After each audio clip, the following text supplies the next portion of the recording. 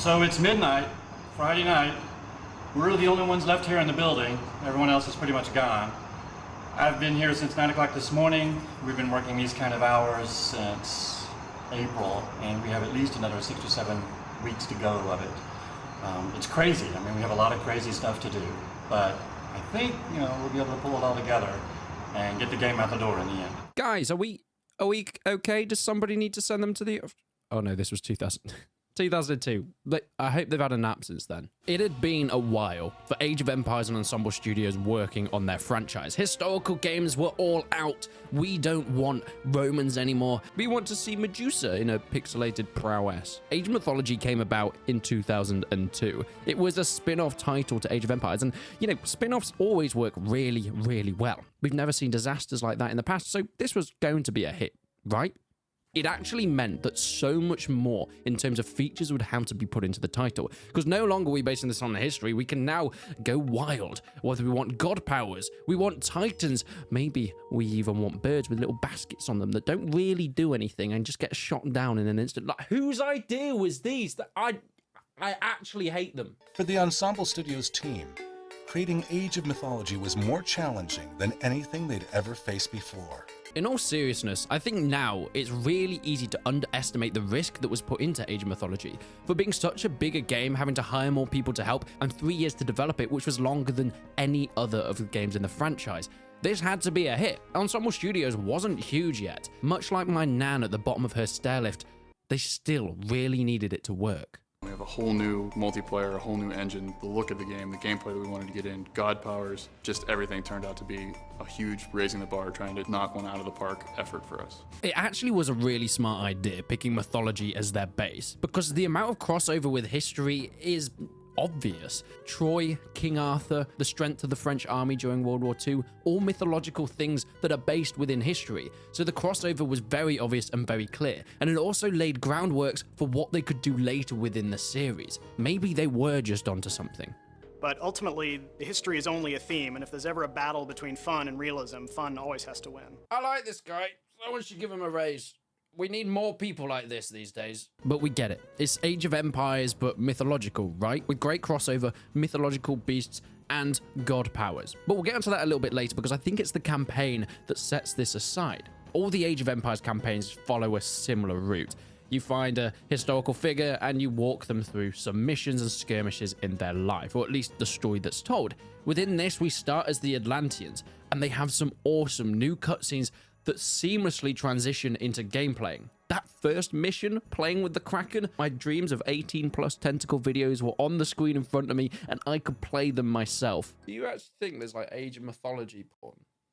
There's got to be, right? Oh, God.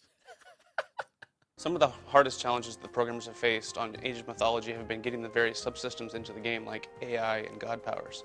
It's one thing to get them into the game, but the hardest part is making them fun to play. Man, imagine being this incredible colossus, mind your own business, and you just get struck down by Zeus himself, and you get disintegrated in half. Age of Mythology! The campaign was great for showing off one of the biggest new features, and this was god powers.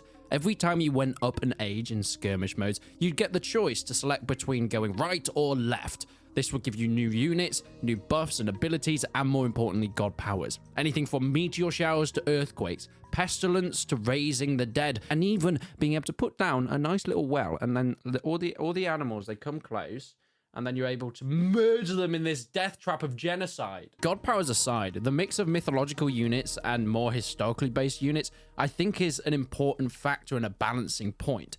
In one way, I think it's really nice for variety, because you can have anything from swordsmen, pikemen, cavalry, mixed with Colossus, minotaurs. Your normal units are pretty much as you'd expect from an Age of Empires game. They take resource, whether it's food or gold, in order to make and take up population. The mythological units have different kinds of resources, much like the Greeks, who getting villagers to pray at a temple will generate favor, which is used in order to train these myth units.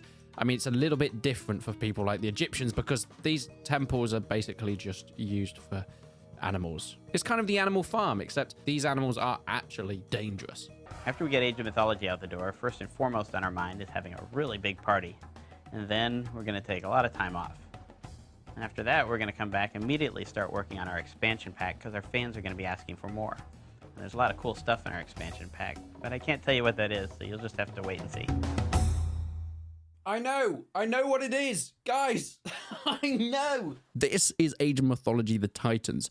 In 2003, a year after the release, came one of the best expansion packs that I have ever played, adding in Titans for every single faction, whether it was Big Fat Ogre Man Troll or the cool Ra-looking god, almost a Wonder-esque type building that used all of your villagers in order to construct. Once done, a huge titan appeared out of it. These titans could smash through anything, stomping, throwing, and breathing fire on pretty much everybody around, and they were goddamn incredible.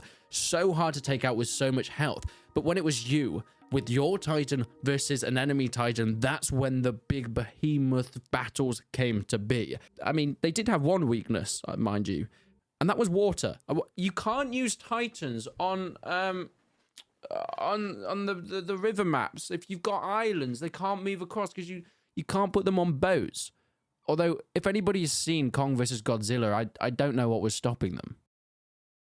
Age of Mythology, despite maybe not being held up as high as its other franchise brothers, still received critical rating at the time. 89% on game ranking, 89 out of 100 from Metacritic. People adored this title. It sold over 1 million copies within the first 5 months, which at the time was impeccable, and it won Computer Strategy Game of the Year.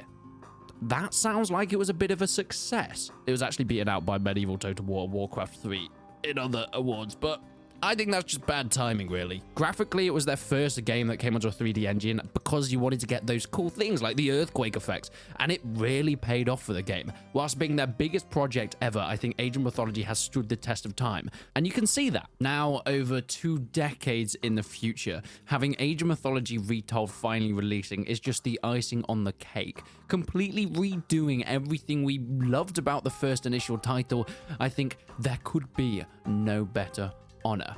You see, these Age of Empires remasters have done one thing better than most have ever done. Completely remade the game from the down up whilst keeping the bits that people adored from the originals. Yes, you can still strike people down with lightning bolts, but this time you can reuse them over and over again, like a maniacal Palpatine that just has a thing for killing monsters. Age of Mythology Retold has been fantastic, and whilst I could go on forever and ever, I think we should keep that for the next video in this series because, by God, there's too much to cover.